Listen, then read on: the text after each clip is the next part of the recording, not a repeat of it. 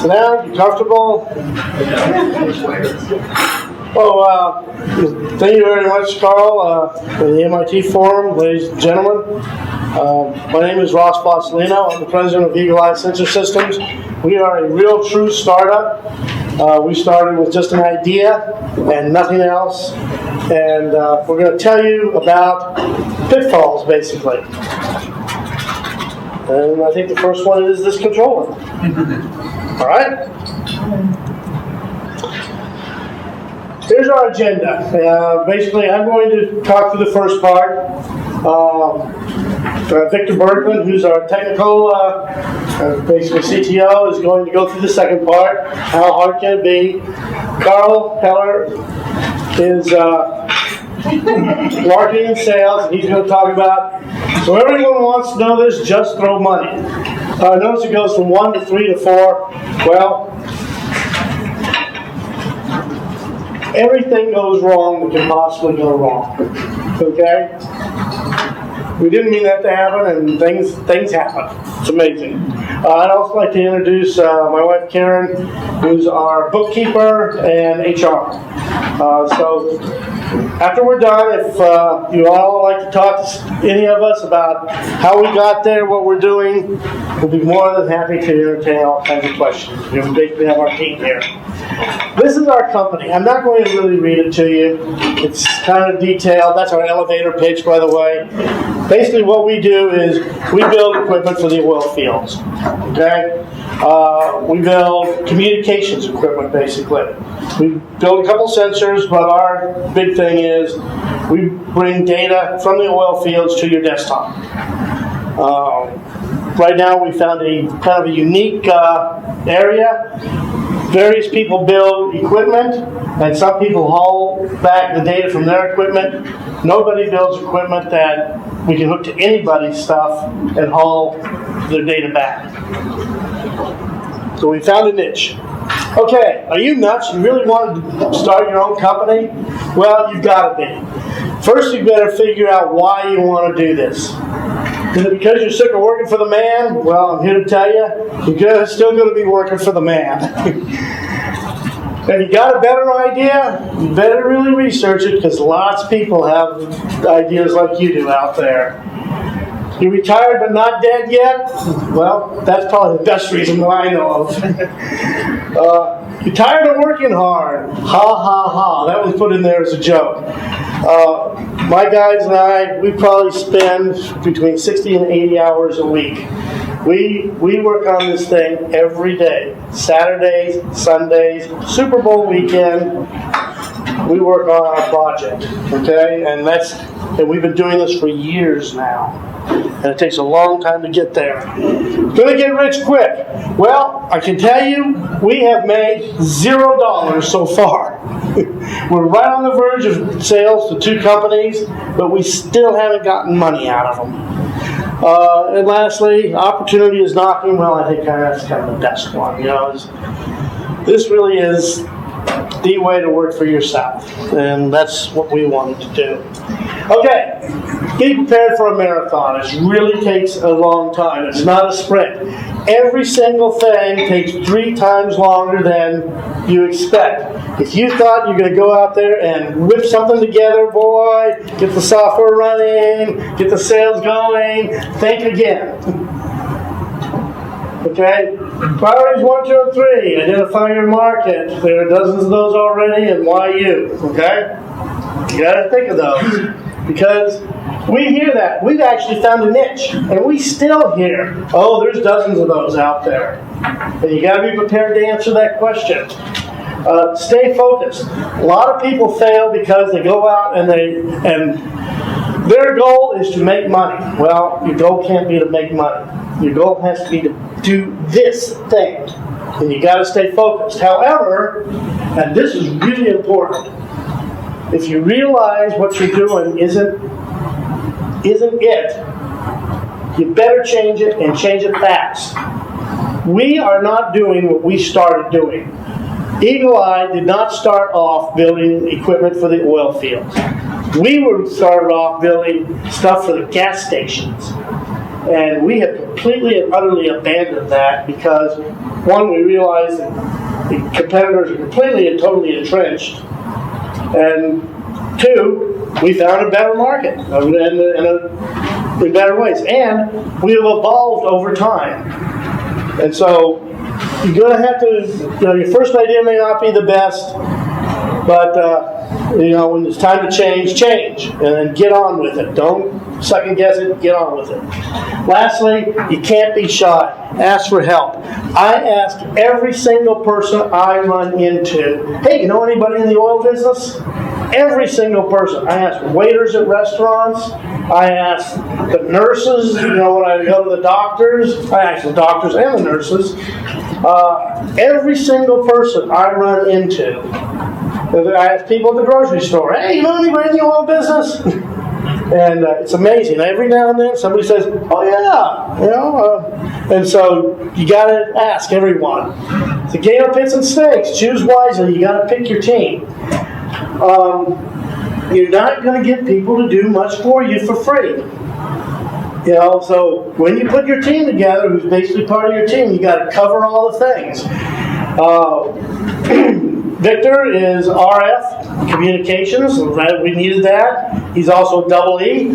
I'm a software engineer and a program manager, and Carl has done sales. My wife Karen has her own accounting company and has been director of HR at a couple companies.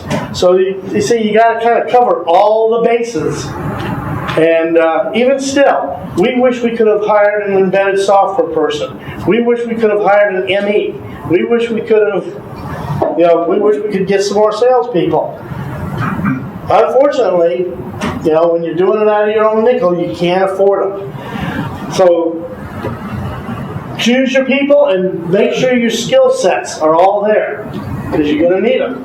Okay? Be prepared for mistakes. I don't know how best to explain it. You're going to make every single mistake in the book. We did. And I can't tell you how to avoid them. I don't think you can. You just have to be prepared to take your lumps. Don't let it discourage you. And that's kind of the last one. No matter how much you know, get ready for surprises. You're going to be surprised constantly because it's not what you expect. When you're going to go in and talk to people, they're going to go, oh yeah, this is great. This is exactly what you want. And the next time you call them, you go, we already got that. Huh? What? What happened? Well, you're going to get surprised. Okay? Be ready for it. You can't get discouraged. A lot of what I'm saying here is you've really got to do your marketing research up front. You got to find your niche. That's really important. And we think we found ours finally. It took us, I've been coming here, several years now? I know several of the guys in here. It took our little band kind of scooting around in the market quite a while to where we found our niche. And now people are starting to turn on to what we've got. And it takes a while, guys. Okay, it's all about the money. Who's got it? Will they give it to you? I can answer that question. No! Lots of people will help for a price. Beware. There's people who want to help you write your business plan, who want to help you write your elevator pitch, who want to help you supposedly find money, who want to help you get bank loans, who want to help you do this, do that. They all want money up front, and you don't have it unless you pay it out of your pocket. Don't do it. Okay? I'm telling you, the best resource I ran into is this forum. My wife Karen will tell you, early on I was getting pretty darn discouraged until I came to this forum one Saturday, and I came home totally fired up again.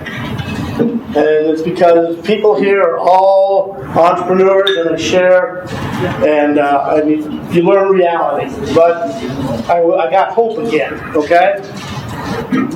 Okay, I hate to say this, but no one cares. You really are on your own. You think you're going to get government money, stimulus money, whatever money, think again. It's not for you guys. I'm telling you, it isn't there. Banks, venture capital, they're not interested. They are interested, the venture capitalists, if you want to give your company to them. They're more than interested in taking your company from you for a pittance. But they're not really interested in helping you until you've got sales. Well, by the time you got sales, what do I need them for? So, I guess what I'm really saying is... Well, let me amend. Very few venture capitalists are interested in a startup. Right. That is, by definition, you don't have sales yet. Okay? And they will only fund a limited number of those because they take care of feeding. Ross has emphasized management team, that's good. Most young geeks say, I want to start a company. They haven't thought of the management team. They just think that I have this brand new whiz-bang thing that I can do, okay? And so VCs know that it takes more care and feeding on a startup than it does on a company that's more mature, has sales, has staffed its higher levels of management already. So they're very loath to fund a startup and want basically the company to be handed over. Yeah, we actually had a couple of VCs semi-interested, and we stopped pursuing it because we realized that they're going to want 40, 50, 60% of the company. Even though they said, oh, we like your team, we like this, we like that, they still wanted basically the company. And so we backed off and said, we'll get you guys, we'll come back when we got a few sales, and then we're much stronger, we'll renegotiate at that point. Okay, which means spend carefully. If you don't need it, don't buy it. I mean, there's all kinds of stuff we wish we had. Office, furniture, test equipment, Spectrum analyzer. I mean, there's all kinds of stuff we wish we had. Well, I can tell you, our office is my dining room. Our assembly line is right now my garage. Our test area is Vic's spare bedroom. Our marketing and sales office is Carl's dining room. The test equipment we have, we've either borrowed it from people, or borrowed it from companies, or built it ourselves. We have actually built quite a bit of test equipment because we needed it. And I own an oscilloscope. Yeah, and Vic's got an oscilloscope that was basically put together when the dinosaurs roamed the earth. It's a Tektronix. It's good. Yeah. So. I'm telling you, if you can do without it, don't buy it. There's going to be tons of things you need, and you got to be real careful. What is hey, it exploded. I thought this was an Apple, not a Windows. Earn when you can. What that means is if you can take a little side job for a couple months and get some money in your pocket, do it. I have a license to do insurance adjusting. When all those tornadoes hit this last summer, I'd take off for a month at a time, put about $20,000 to $30,000 in my pocket, and come back. Okay? Because you need that little burst of money to keep going. So don't be shy about taking a job and earning what you can. Now, on the flip side, I can also tell you that if you're trying to do it in the evenings and weekends, you're probably not going to get there unless it's phenomenally simple what you're doing. We were having tremendous problems making headway until Vic finally got laid off from his job. And then, wahoo! It was like, the engine really caught fire, and we got our equipment done. And Vic was putting in tons of time on the evenings and weekends, but he had a main job. So, it's hard to do it while you're working for the man. But, when you're not, you need little shots of money now and then. Okay? And then the last thing you better figure out is right there. Why should I buy your product? What's in it for me? I mean, nobody's going to buy your product unless it's something good. Okay, Vic. By the way, we only had 15 minutes. I bet I already used that up. We're trying not to go long, but While I was listening to the pitch, I noticed so far that I don't know if we told them what we really do technologically. No, I don't know. That's up to you. Yeah. Right there, that key. Well, what we're doing out there in the oil field falls under the generic heading of SCADA, I guess. Okay, but what we're doing is we're instrumenting the tanks and instrumenting various alarm systems. And then, here's the key innovation, hauling that back to your desktop virtually instantaneously. What we found out there was that very often, the modus operandi for most of the oil companies is they have a human being visit every site every day to check and make sure that the operation is still running, okay? And this is, as you might expect, fairly labor intense, but they got to go out there and inspect them every day, make sure everything's operational, okay? And we thought, well, gee, I could do all of this automated if I had to. And we've already heard several war stories about how they check a well site, and 1 hour later it breaks, and they don't know that it's broken for the next 23 hours until they come back again. And one of the things we've been told is that if an oil well goes down, it's not an hour-for-hour loss. It takes you much more time to get that well back in operation than just the mere out time. If your well, and I'm just making this up, if your well goes down for 1 hour, maybe it takes you 10 hours to get the darn thing back up again. Okay? And so there's a huge disconnect about when things go wrong in the oil field, and then when I know that things have gone wrong in the oil field. And our innovation is entirely that we're going to be able to haul this information back and tell you virtually instantaneously, more realistically about a minute or two, that something's gone wrong in your operation. And you can go ahead and dispatch somebody to take care of it. That's one of the things that when their eyes light up, oh, I can plan my day. I don't have to necessarily visit every well site. I can say, ooh, that one and that one and that one need my attention right now because they're broken. And the rest of these guys, they're doing okay, so I'll get to them on a time available basis. And that's the complete innovation. That's it. And that's not being well served. When you're looking for a new market, what you're doing is you're really looking for a market that is ill-served, that is not quite getting all of the benefit. And I tell you what, these oil guys, they want to make oil. That's what they want to do, okay?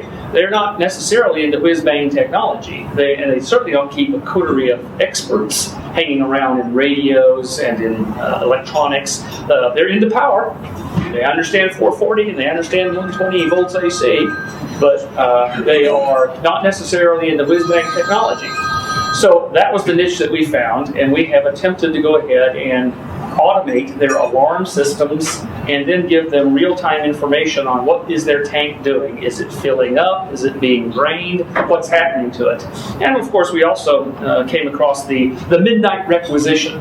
What happens when the tank gets suddenly drained at 3 o'clock in the morning of umpty-ump thousand barrels, okay? How did that happen? Okay, they don't even have anybody looking. And so we wanted to go ahead and look at that too. We have come to find out, as Ross has alluded, that theft is not something to emphasize to these guys. Theft doesn't really occur out in the oil field. That's what we heard. And we also found, yeah, right. And we also found that if we introduced our products at too low a level in the chain of the companies, suddenly there was no interest. If we mentioned the word theft detection at too low of a level, we got cut off. Wonder why that happened. Okay, so anyways, my question to Ross and Carl early on was, what's wrong with this picture? Why, if this is such a great idea, hasn't it already been done? Okay? And you got to check my perspective, especially Ross and I, we come from high-tech military industrial complex kind of companies, okay? And we looked at the complexity level required to instrument a real-time alarming and telemetry system. We said, well, that's not so hard. I mean, anybody can do that, right? Okay? So if it's such a great idea, why not? All right, well, the barriers to entry are quite a few. And like I said, an oil guy wants to be an oil guy, okay? If we're talking about a truly innovative approach, you're an entrepreneur, you've come up with a better idea, okay? And an analogy made is way back when I had little bitty rugrats, okay? They had sneakers, they had Velcro on it, okay? And I thought that was very, very neat, okay? One day the wife unit brings home a set of tennis shoes for me, and they have Velcro on it. Ooh, that's for babies, okay? I don't need Velcro on my tennis shoes. And I fell in love with it. It was great. I didn't have to do any laces. It was great. Okay? But look at my initial reaction. Ooh, Velcro, that's for babies. Okay? And so it was a truly innovative approach for me. And my immediate reaction was rejection. That's what you'll find. If you get a truly innovative approach, it really won't, it'll take a little bit of a sales approach. Okay? Furthermore, why hasn't this been done already out there extensively? I'll tell you, it's a systems problem. We're trying to take information all the way out in the oil field, and I tell you what, you get up on an oil tank in the middle of Texas or Oklahoma, look around, and it's nothing as far as the eye can see. It is flat, the wind is blowing in your face, and there's nothing. Civilization is miles away. How do you haul the information back? The systems approach is much more difficult than it looks. You start at the meters, you start at the alarm boxes, and you got to haul it all the way back to somebody's PC on the desk. Individually, none of those problems are hard. In the collective, that's a hard problem.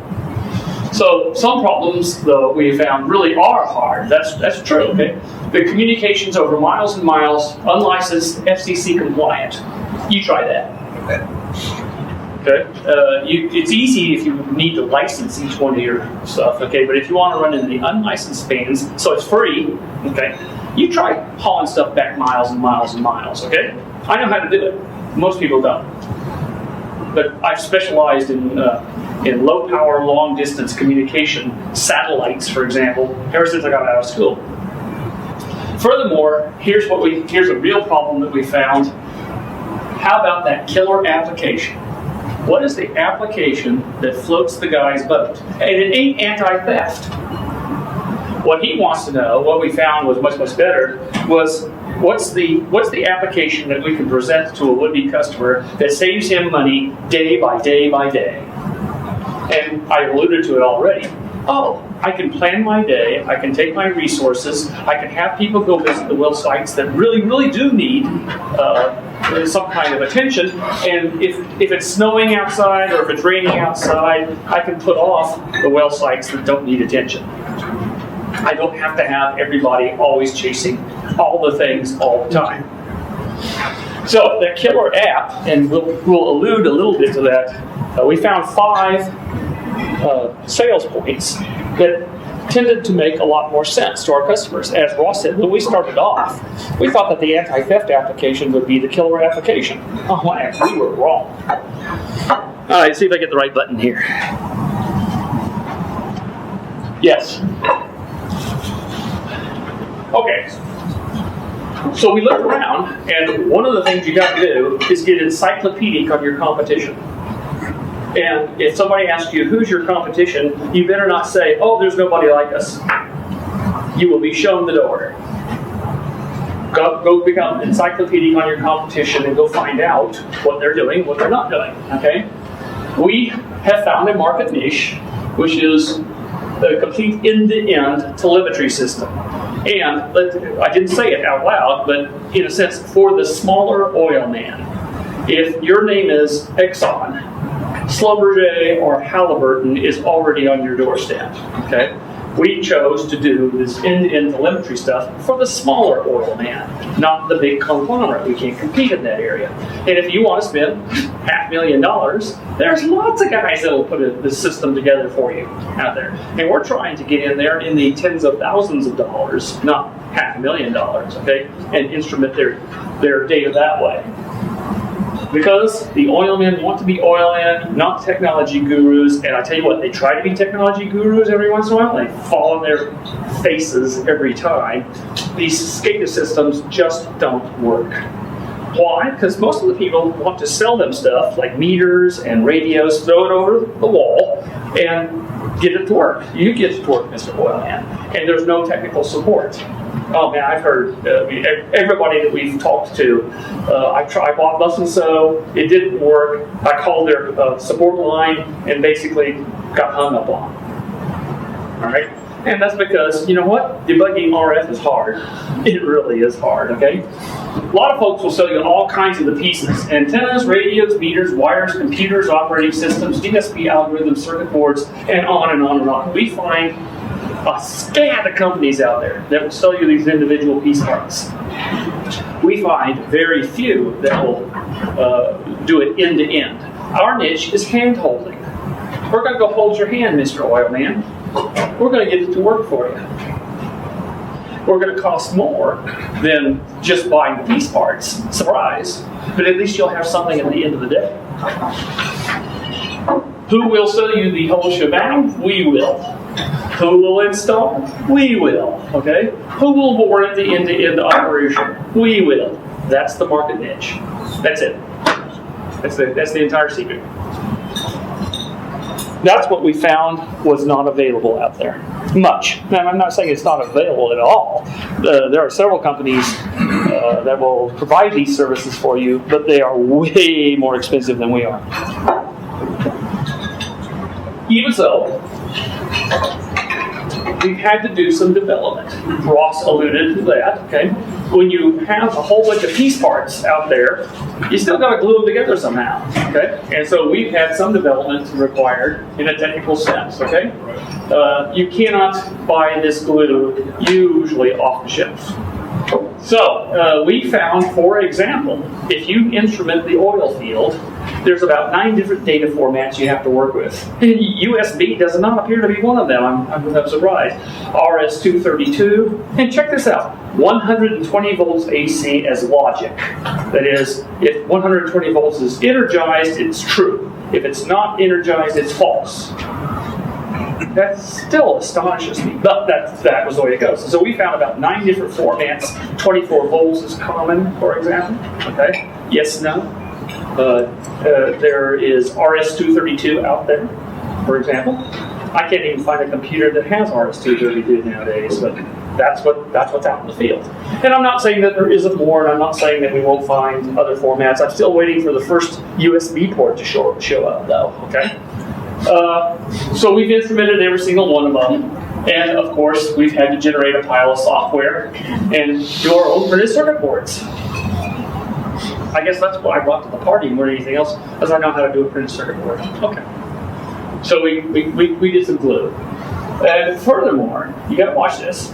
There is a lack of standards out there.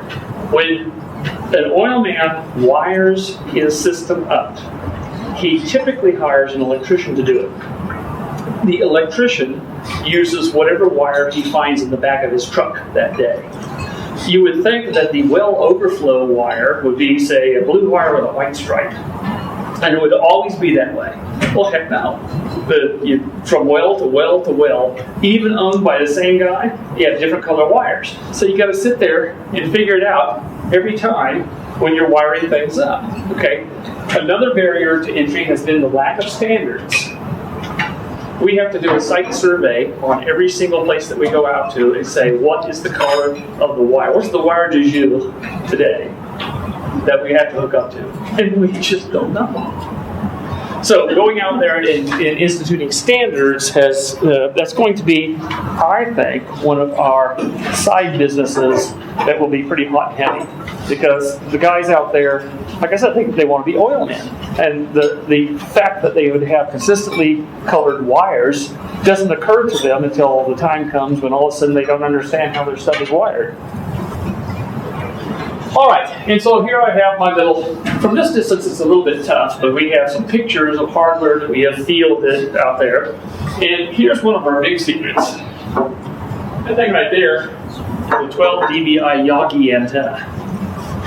it's not so much that it has high gain, but that it has high rejection. In the unlicensed bands, anybody can broadcast anytime they want, anywhere they want, as long as they're FCC compliant.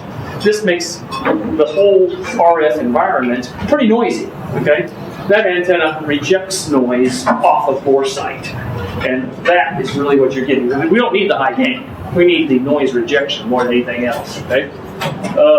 This is a typical example. It's hard to see at this distance. We have one of our tank sensing units screwed into the top of the tank right here. Okay, we built for rugged more than anything else, and we're glad that we did. This place is a nasty environment. We bought almost everything off the shelf. This thing is our gateway. It has a cell phone on it to haul things back over the internet. It has a microprocessor that we bought. The Mbed, MBED project has been a lifesaver. If you're familiar with that, well, if you're not familiar with it, I hardly encourage it, because they've written every piece of I/O software that you want already. I have a warning for you. Disable interrupts before you get an A to D converter sample. You'll be sorry if you don't. That was hard-won information. It took a while for us to figure out why things were so squirrely. At this distance, most of the pictures don't resolve very well, so I think I will say that's about the end of it. I think, Carl, you're up next. Well, I'm the sales guy, so you can all go to sleep now. Yeah.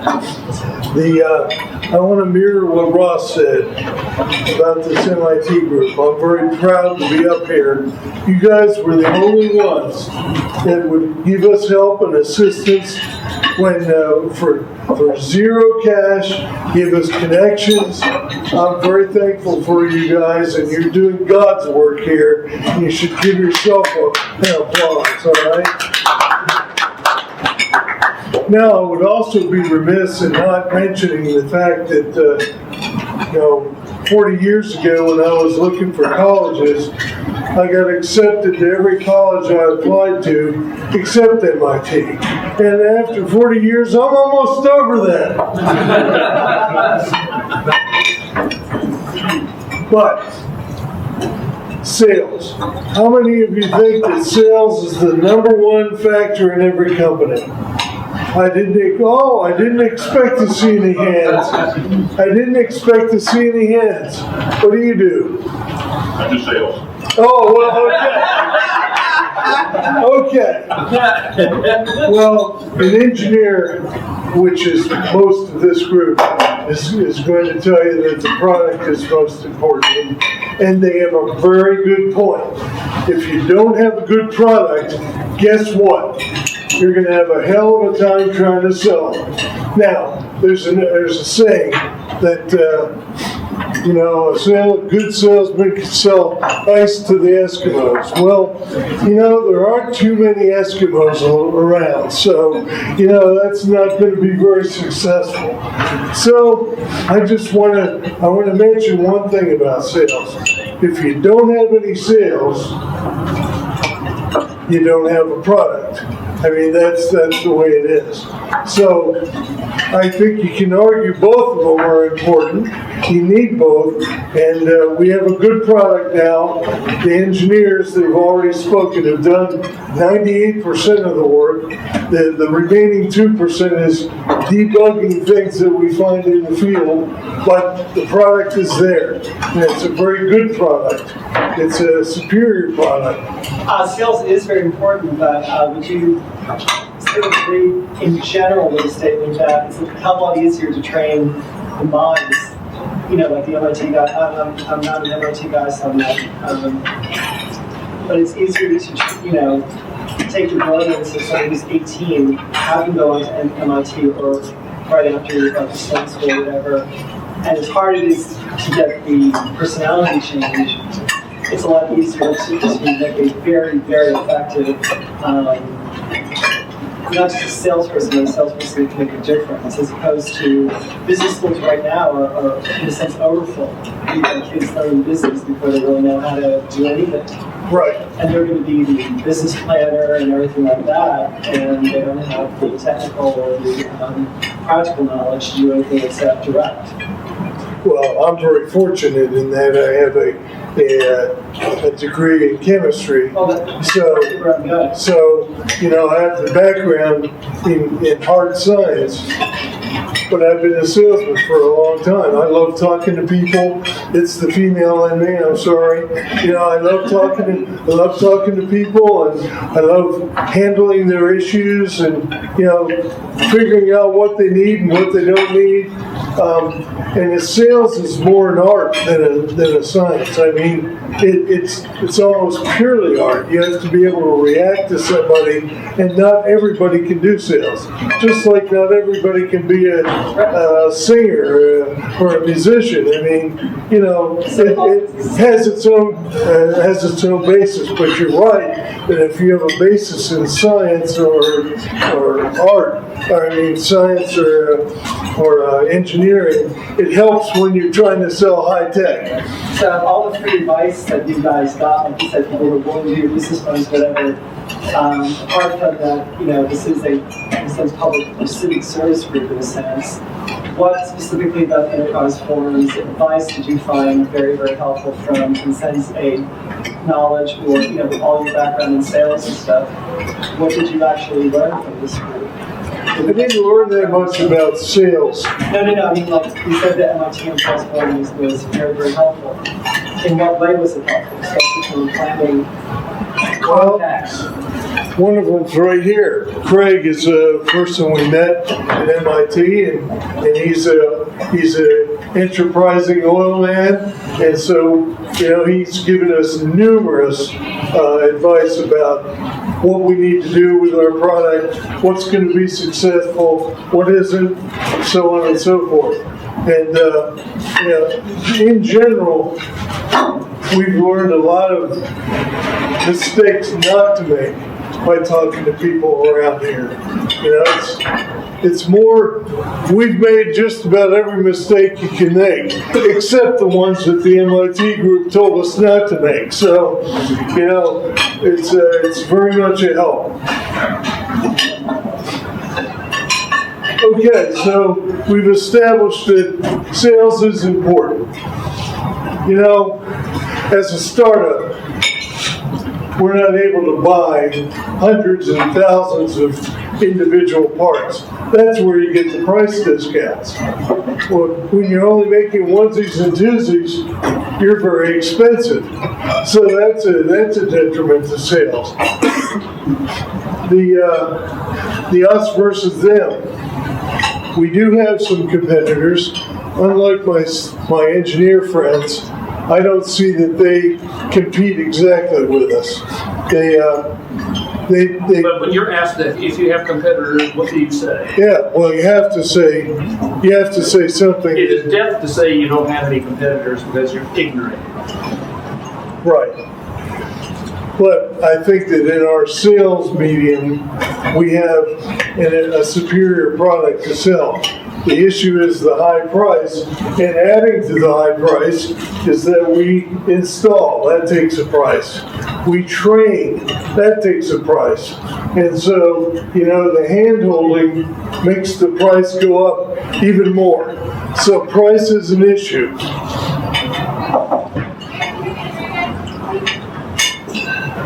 We are looking for clients in a very specific area. If they're too small, they don't necessarily feel that they can buy the product. As much money is out there in the oil industry, you find that these guys are awfully cheap. I mean, good God, they're printing money, and we always thought, they don't care about the price. Well, the small guys do. They care. So if it's too small, they're not in our market right now. If they're too big, as Vic said, they could be competitors. I mean, if we show them what we've got, they have engineers, they might say, hey, we can build that. And now all of a sudden all we've done is introduce a new competitor into the market. So we want to be very careful not to do that. What's your geographic market? Is it, where are you focusing? Is it Texas? Basically where we can drive. Texas, Oklahoma, Arkansas, and Louisiana. And much of our business right now is projected to come out of Oklahoma, believe it or not. Oklahoma's booming.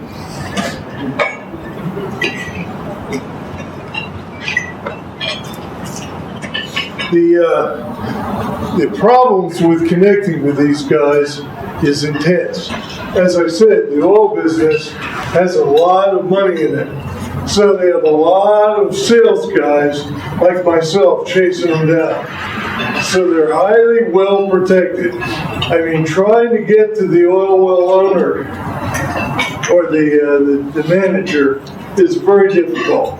They make you talk to their receptionist. The receptionist says, they'll call you back, and guess what? Doesn't call back. And that's an issue. The issue with the product being kind of brand new. I mean, yes, we have competitors, but they don't do exactly what we do, and it's still kind of new to the oil industry. I've been doing this for 100 years. Why do I need your product? I mean, I can do everything I want to do. Well, how many of us remember the introduction of the desktop computer? How about that? You know, my dad said, I'm never going to need one of these.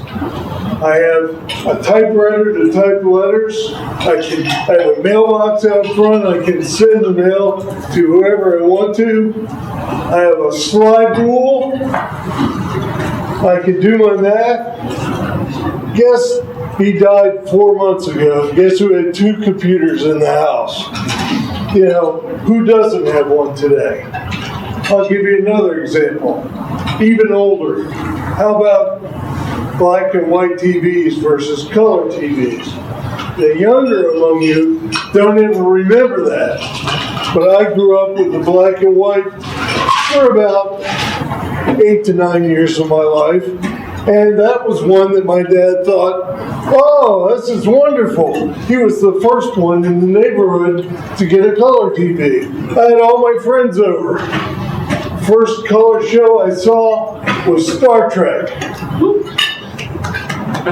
You like Star Trek? But Unfortunately, it was the original Star Trek, right? Yeah. yes. But that's what I see for our product. I can see 30 years from now that there's going to be an entire industry devoted to this product. We're not going to be alone out there anymore. And every well in the world is going to be equipped with this product. It's that big of an idea. So, you know, I think that it's going to be huge. But with Granddaddy saying today, why do I need it? I've done it this way for 100 years. That's an issue. We have noticed a generational gap also. When you have a father-son operation, go attack the son. The daddy is going to be the guy who's dragging his feet.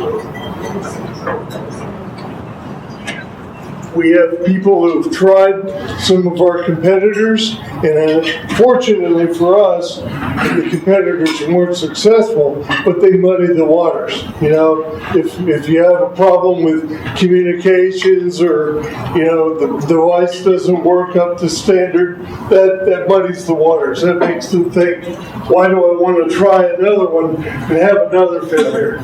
So that's an issue.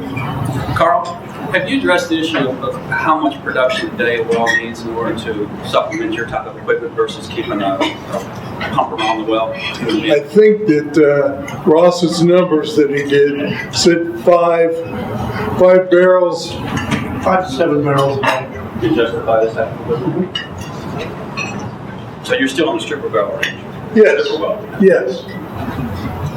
And As low as we can go. I mean, we still haven't figured out exactly what the upper end looks like, to where, for example, that oil guy will hire a Schlumberger to handle his problems. We don't know what the upper end is, we're just looking at the lower end. And there's an issue with the putting people out of work.